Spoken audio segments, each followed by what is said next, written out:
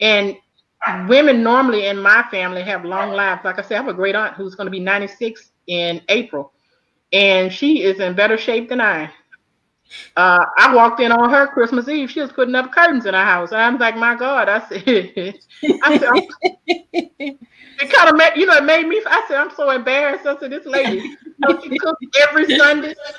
And she does everything. You would not believe, the life that she's really living her best life. And she's been a widow for 33 years. And she lives in the same house that she's been living in since she got married. She's 20 years old. She's been in that same house for 75 years.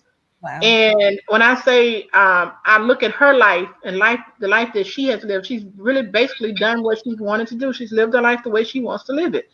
And I want to look at living the next 50 years without any hangups, without anybody, anything to hold me back. I don't want to be stuck in a place and never be able to get out of that place, that position. So that's my thing, and I've been thinking about this for a year. This movement, I want to empower women of a certain age to live their best life, live a good life. Now, living your best life is not always your good life. You want to be emotionally, mentally, and physically fit. That's one of the things I've been working on, the physical part of it. I've changed my eating habits, and in the last 4 or 5 months, I've lost about 25 pounds, and I have and working on who I am. And because I have a granddaughter that's 2 years old, I want to see her be a grown woman and to get married and to have children of her own. But in the process, we have to admit we can't be doing all this crazy stuff, and we have to get ourselves together to live that second part of your life. But that's one of the things that I want to empower people to connect, especially women of this age, to connect. Have your group of women do like we do. We do girls trips. It don't have to be to Paris or London. It could be in the next big city where we are is New Orleans. We'll go to New Orleans for a weekend and have a chance to recharge. Talk about things, have conversations about things that we're dealing with. Our health issues are changing. Some of us are dealing now for the first time with hypertension. You're dealing with diabetes. You're dealing with all types of things. My big issue, my joints, with rheumatoid arthritis. That's what I have. So I deal with that. That has changed my life tremendously. That's one of the reasons why I've changed the way that I eat, because the way I was eating was affecting my joints. So in order for me to get around and do the things that I wanted to do and to extend my life of my joints, I had to change the way that I was eating. So I'm just excited about what life is going to bring in the next 50 years. Let me ask you this. What advice can you give to men and women entering this phase of their lives? Do like as I did a few months ago. Take an inventory. Take an inventory of your life. Take an inventory of yourself, and be honest with yourself. And if we all know where our shortcomings are, and we all know what we have to do. We all know what makes us happy, who makes us happy, and don't settle for anything less than being happy. And let me tell you something else. Peace. My peace is everything. Is nothing anybody can do. I don't care who you are. And I've said this, even my own child, which is the only child I have, and I know the only one I will ever have, she will not disturb my peace. Don't allow people in your space to disturb your peace. Your peace is everything. It's nothing greater than peace. Peace is greater than love. People say love is the greatest thing, but I don't believe that. When you got peace, when you got that peace of mind, when life is just at that point where you just floating through life and you don't have anything to hold you back, that's everything. And nobody's going to disturb that. So that's my, take inventory, take stock. When you get to this point in life and, look back at things that you've done, look back at where you want to be. And then, it's okay to say what I want to do and where I want to be in the next 50 years. Because like I said, we're living longer lives, but we have to be able to release that past part of our lives, that first half. You can't hold on to that first half of your life. These men they're still trying to comb their hair over and still trying to hold on to that. You have to let go. That's just like you have to let go of that hair You have to let go of all that stuff in the past. That's a I see good men like point. that woman that have let it go. You're not 25. It's gone. It's over. Just Hold on, let go and let. we have someone that sent a message that says, Basim says, absolutely, you must live and grow in presence. I And love then we that. have Exactly. I see that. Veronica who Yes. says wisdom. Yes. I think Yes. that it was very important. You made a very important point when you said you don't allow your own daughter to disturb your Hmm. peace. That's Hmm. powerful because Yeah. a lot of times people forget that sometimes family members can disturb or disrupt your peace, and you Hmm. holding on to them because they're family. So the Exactly. fact that you made a point to explain to people your peace is important regardless of who is disturbing it. Exactly. I love her. I love her. I love her more than anything in this world. I credit her. When I was married to her dad, I was in an abusive marriage. I credit Mm-hmm. her. She's the reason why I walked away from that. It was because of her. Mm-hmm. I love her more than anything in this world, and she'll tell you. I'll tell her, you're not gonna, even before she became a married woman, you're not gonna disturb my peace. I've always been a mother, and many people can be mamas or whatever, but I always tell her this: if you put nothing else on my headstone, you can put on that she was a mother. I've always Mm. been a mother to her. And it's a difference in being a mother and some mothers and try to be friends. You can't be a mother and your child's friend. I don't care what you say or who says it. You cannot do it. Um, I don't care. Like I always say that she don't have to like me. She don't have to love me, but she gonna respect me. And that Mm. means more to me than anything. More than her loving me, I want her respect. But you have Mm. to also give it to get it, and that's what anybody. Not just Yes. give it to get it. But I posted something. I think either today or yesterday because it seemed like all the days are running to each other. But I posted something to that effect about family being toxic. You say blood is thicker than water, but peace Hmm. is thicker than anything. Mm. Toxic people, I don't care who they are, how closely related they are, your mother and your father can be toxic and drag you down. It doesn't mean that you don't love them, but you don't have to interact with people that are going to be toxic in your life. You don't need that because in the end, you're gonna suffer. It'll bring you Mm. down, tear you down, and you can't allow that. Don't ever, that song that say, don't disturb this groove, don't disturb this peace. Do not. Mm. And I let Yes, I'm when I big on peace too. Yeah. I would go days without talking to anybody just because I need to restore my peace. That is so good. That's ask really good advice. how do you live by yourself? Easy. I have this big my cousins. I don't know how you're single. How you don't have a husband? How you don't have easy. I'm with you on that. It's easy. It's so Cause peaceful, right? when I look then So I look at peaceful. them, they have these titles as girlfriend, fiance, wife, or whatever. But 9 out of 10 of them, they're miserable. But if I'm gonna be miserable, I'm gonna be miserable by myself. The I purpose of know that's being with right. somebody is for them not to bring you misery. Yes. Oh, I thank think you it's for key saying when you're that. looking for a soulmate to make sure it's somebody that's in alignment with who you are. And I think Right. that's what Be people equally miss yoked. every And time. that's true. There You you have to go. be equally yoked. And I don't Yeah. do projects. I'm not rebuilding a man. Now men want you to Yeah. renovate them. They want you to rebuild them. I'm not looking for a second child. I'm looking for somebody that's going to be equal to me. So I'm not looking for anybody to take care of. We were talking about these men now. They don't want to work. They just want to be at home and play PlayStation 5, or either they want to be at home, drop you off at work in your car. And you're talking In your about car, the old put the school men kids should be fine. to the bus stop. Yeah. Take the kids to the bus stop and pick them up from the bus stop while you at work. So Jeff yeah, Spring I says if agree, you Jim. can't be your own best company, how are you going to be accompanied by a mate? I I love agree. that. I love that. Yes, I agree, Jeff. And I agree. Veronica I just says, can't. yes, family can be toxic. And Yeah. Veronica says something else. She says, no projects. I have had a share of my projects, no longer Me too, settling. Veronica. And I've learned It, from. That's why I if I've taken something back. That's why when I say take inventory, take stock in your life.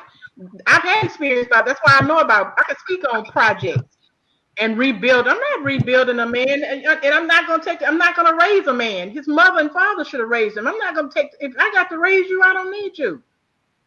So, and and I look at this and say in my mind, but you're miserable. You always complaining about he's doing this, he's doing that, but I'm good by myself over here. Me and all my binge watching the Housewives and Basketball Wives, Love and Hip Hop and all that. I'm good. And I think I'm sorry. I'm sorry. I think we live in a culture where people don't embrace singleness and people don't understand the purpose of being single.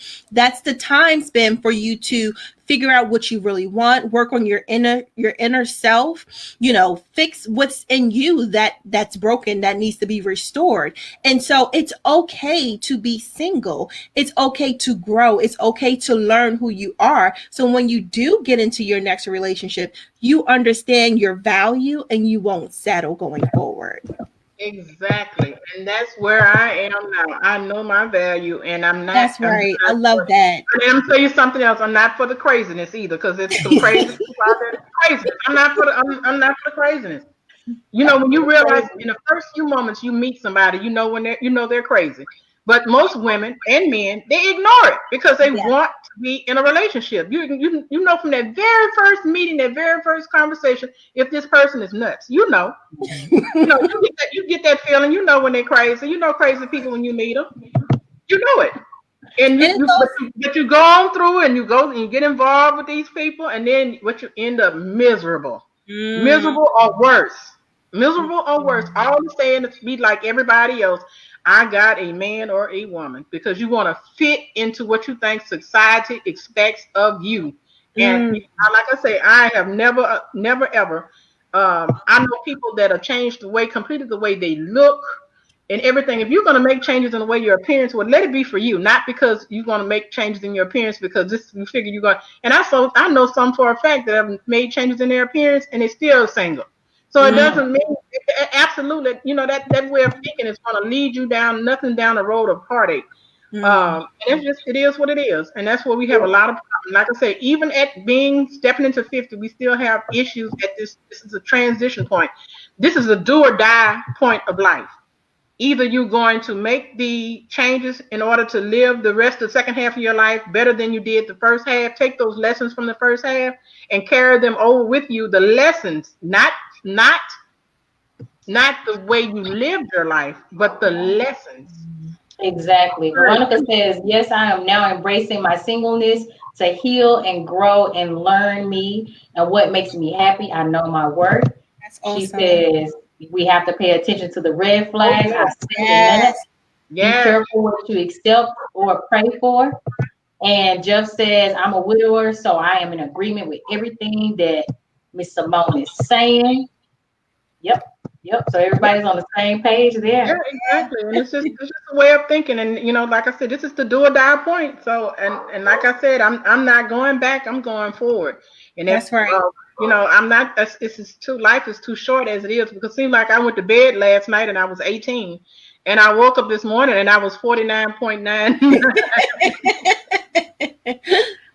So it's like, and I kid you not, it's like I closed my eyes and I can remember like it was yesterday. I was graduating from high school, and now I just don't even know where the time went. I don't know where the time went. That's why I tell them life is too short to procrastinate on things that you really want to do. Don't let anything or anybody stop you, and especially like I said, this is the point now where you got a second chance. This is your second chance moment. What I didn't do and get to accomplish in that first half of my life, I can do that and so much more. That's such a positive way to look at life, especially for those women and men who are like saying to themselves, oh, I'm 50 plus, what's left? There's nothing left. I've already lived my life. And it's like you're saying on our show today, there's so much more now. You have so much more freedom. You have so much more wisdom to apply to your life now and really create the life that you've always wanted if you haven't already done so. Exactly. I say that all the time. And even, there are people that, that you're going to have those, like I said, negative people. But, you can't do what you did. No, I may not can do the things physically what I did at 25, but you can do things that you want to do. You just have to think about it and think about another means or another manner in which to get it accomplished. It's nothing that can stop you from doing any of the things. So like I said, things that I have done in the last places that I've been, things that I've done in the last 10 years. If anybody would have told me that in my 20s, that I would have seen the places that I've seen and done the things that I've done, experienced and met the people that I've met, I'd have laughed until they were out of their mind. Because I just never thought that life would have brought me the opportunities that I've had. And embrace these opportunities. Whatever opportunity comes your way, you may be scared, a little apprehensive, but take it. Take the opportunity. It may never come around again. So I take them. Asia, you have another question? I'm absorbing. I'm listening. I'm taking it in. This is all wisdom here. And I'm so grateful for you, shedding light on the singleness and understanding and letting people know that it's okay, because we have so much in our society that makes especially women feel they're less than for being single, when actuality that's not the case. So I appreciate you bringing that wisdom to the show. Thank you. Yeah. And it's a great thing to singleness, because some things that you can do as a single person that you can't do as a person that's involved or married or whatever your relationship status is. You can't do them. And I think that allows me to do some things that I wouldn't know. Because if you're married, like I can, at a drop of a dime, if the Pam's call and say, hey, let's go here, let's do this. You can't just drop everything and go when you have a mate or a husband or you have a wife or whatever. You have to make concessions for them. Yeah. So now I can go anywhere I want to go, drop of a dime. I actually I want this pandemic to be over so soon, because my plan was for the year of my 50th birthday, I wanted to travel. I wanted to drive Route 66 from Chicago all the way to Los Angeles. Oh wow, that would be awesome. I know. This is something I've always wanted to do. So this pandemic is but eventually, if I don't get it done this year, that's on my list. I have this whole bucket list of things that I want to do, things that I would have never thought about doing in my 20s. But that's one of the things I wanted to do this year of my 50th birthday. You can fly out to San Diego for super cheap right now because of COVID. You can go up Highway 1. You can hit all the beaches in California's coast. And I'm telling you, I've done it. It was worth it. I went by myself. Yes, I was in a relationship with my husband to be. And it was amazing. Like, it was the most beautiful thing I had witnessed in the U.S. so far.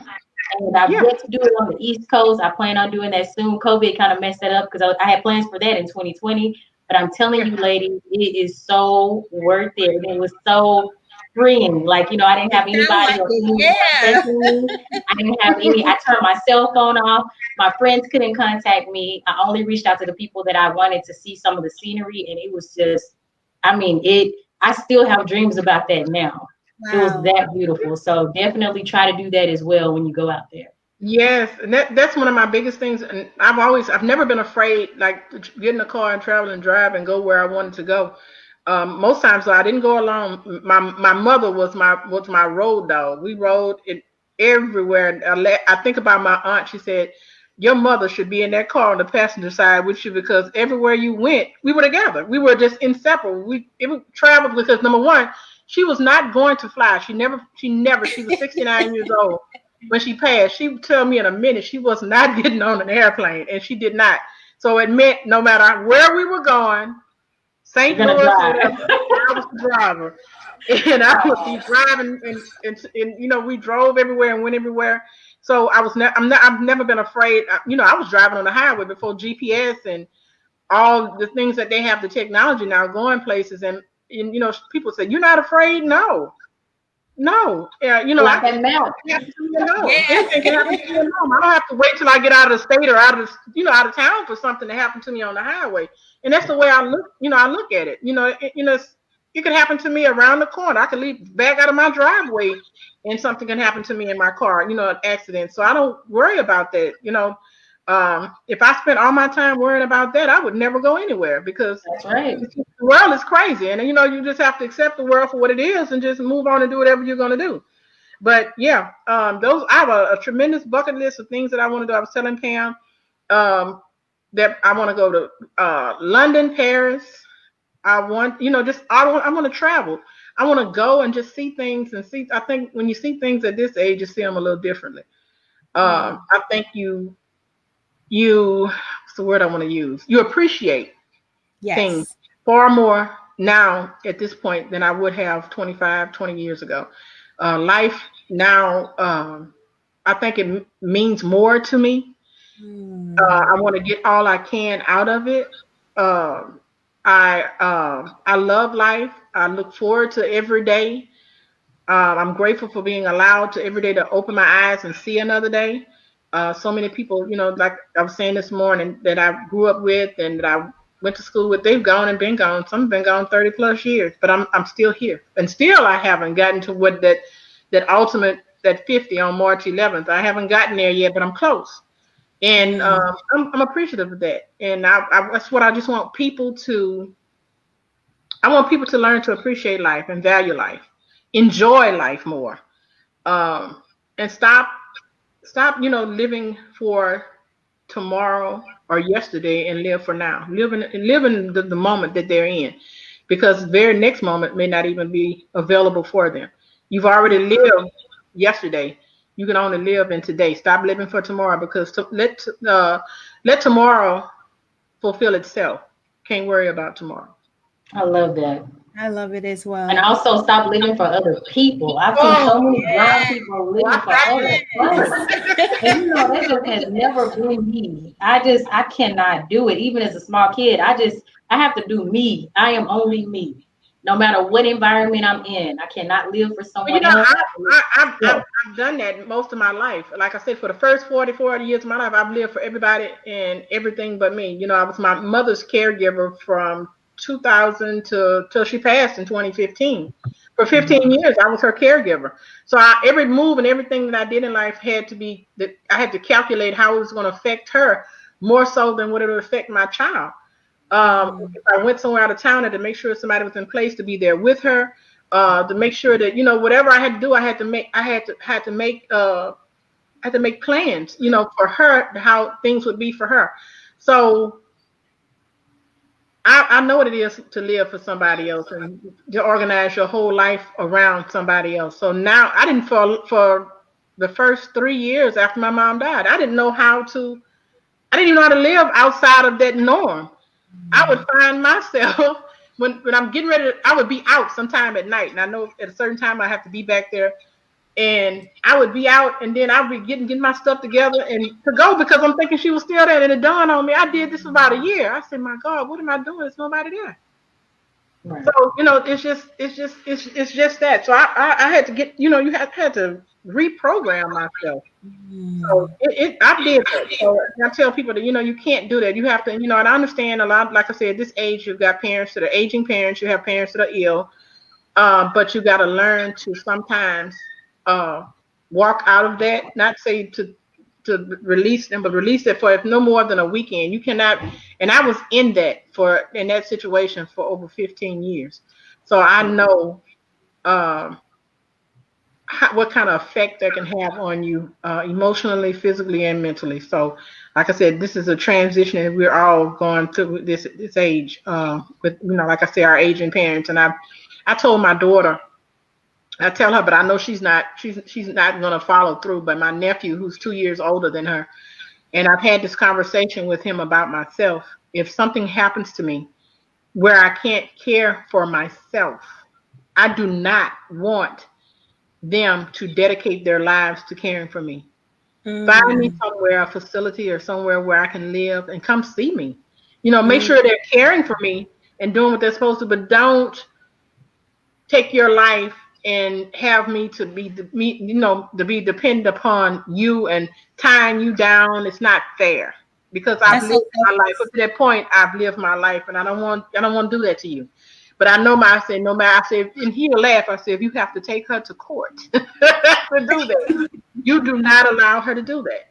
You can tell she's unfit or whatever it is you have to tell the people, but do not allow. And I know he'll follow through. But we've had this conversation. We had this conversation about 3-4 years ago. I said, do not, because I know I don't want her to put her life on hold in order to care for me, because she has to live too.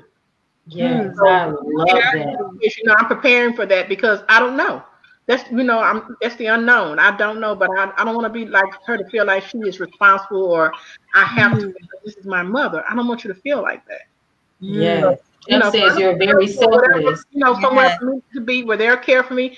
Peep in on me. Because sometimes when you don't peep in on people, they will assume that nobody cares, and they'll do what they want. They won't give them the correct and the right care. So I said, but you be visible enough to let them know that we are going, we're her family, and we're watching to make sure that she's getting the correct and the right appropriate care. Well, I love what you just said. You're educating a lot of families out there today. For those who are listening, I hope that people catch that wave. And like, again, I'll repeat what Jeff said, because you may have missed it. He said that you're very selfless, and that's very, very loving of you to even, think that far ahead, because a lot of people don't. Yeah, I don't that, because I know the situation that I was in with my mother, and how it kind of, my life was kind of changed, where I had to work around what I had to. And my mother was not. I'm not my mother. Put it that way. I'm nothing like my mother when it comes to stuff like that. I am not. And I find that, my brother is pretty much, I see he's going to be like my mother. We had a conversation this time last year. He told me if something happens to him, and when they plug people up to stuff, he said, I'm going to tell you something. He said, I don't want you to let them unplug me. You keep me plugged up, because they may come up with something that can save me. And I'm looking at him, I'm saying, what? I want to stay plugged up no matter what. Don't you let them people unplug me. I say, look, they can only plug you up for so long. I have no control over that. So he's going to want us to prop him up somewhere, keep him plugged up until medical science comes up with something that may save him. It could be 10, 20 years. He wants us to keep him plugged up. I don't have that mindset. I've told myself, if I get in that situation, do not prolong me. If they he said he wants to live by all means necessary. What he saying? You could cry or freeze me. I don't. Exactly. That's what he wants. Oh, God. Dog, he's serious about this life. And trust me, he's serious. He's so funny. Well, Miss Simone, we want to thank you so much for coming on to our show today. Yeah. Please let everybody know where they can find your information. Rebirth Magazine. Give all your shout outs now. Okay. I can be viewed on Facebook at Simone O. Higginbotham, Instagram at Simone O. It's the Simone O brand. I can be emailed at rebirthnow1@gmail.com. And you also can check out our website at phoenixandco.net. You'll be seeing me on social media. Follow me on social media if you're listening. Send me a friend request, or you can follow Rebirth Magazine or Rebirth PR and Media. And you'll be able to get updates on everything that I'm doing and what my plans are for the next 50 years. I love it. Thank you so much. You are welcome. Thank you all for having me again. I so enjoyed this. I did as well. This is awesome. Thank you guys to our listeners who tuned in today. Thank you for everyone who commented. And again, this is Mrs. Simone. She has a magazine out, Rebirth Magazine, and many, many more businesses. So make sure you follow her on Facebook. I'll make sure to tag her in the post once this is done. Basim says, Queen, continue to live in your happiness. Most definitely will, Mr. Abdulaziz. Yes, and Veronica says, awesome, Queen. I enjoyed her. Thank you, Veronica. And Jeff. So I think Jeff was trying to say the same. So next Sunday, we have Miss Emerald Tater from Opulent Tax Pros LLC. So guys, tax season is right around the corner. We're all looking for our slips from the JOBs, and we need to get our businesses in order. If you haven't filed your business taxes, you better stop playing. You're gonna look around like you're gonna be like Wesley Snipes. Stop playing. You better pay those taxes, or they coming for you. IRS does not play. Okay, you want your full checks, you better start getting your paperwork together, because they send it ahead of time, always at least a month ahead of time. So make sure, what I try to do is I put all my paperwork in like my little business containers at home. So that way I go straight to that container. When it's time to file my taxes, whether it's business or personal, I can go to it. So definitely don't want to miss next week, because she's going to give you some gems, some tips, some tricks, because she's the tax lady. So thank you guys for tuning into the Sistas Talk podcast. Again, Miss Simone, thank you so much for gracing the stage. You gave us a lot of knowledge, a lot of wisdom, a lot of funny stories, and I look forward to having you back on the show this year, okay? Thank you all. Have a good Sunday. Thank you. Bye. Bye-bye.